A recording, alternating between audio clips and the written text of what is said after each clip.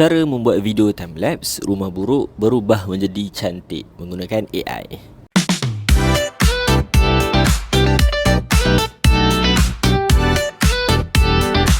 Dalam video kali ini, saya akan tunjukkan cara untuk membuat video timelapse rumah buruk berubah menjadi cantik. Bermula daripada macam ni kita nak hasilkan gambar menggunakan AI sehinggalah menjadi video timelapse yang lancar dan menarik. Langkah pertama, kita hasilkan gambar rumah 2 tingkat yang lama ditinggalkan dan rosak. Jangan risau, prompt saya sediakan dekat bahagian description. Copy dan paste saja, masukkan ke dalam Gemini ataupun ChatGPT untuk kita menghasilkan gambar.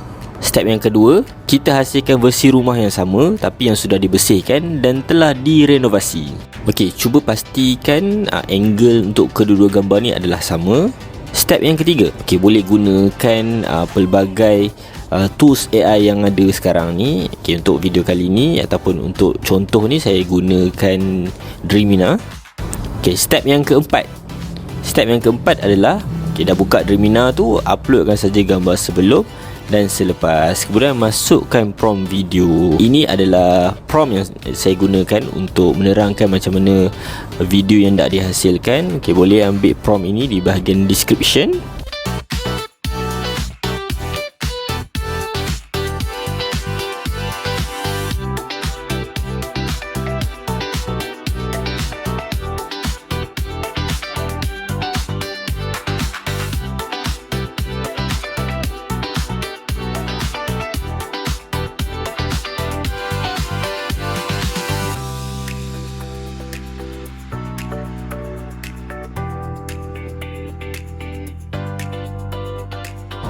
Akhir sekali, kita kemaskan video. Kalau nampak lebih cantik, boleh masukkan sound effect ke ataupun nak masukkan lagu ke.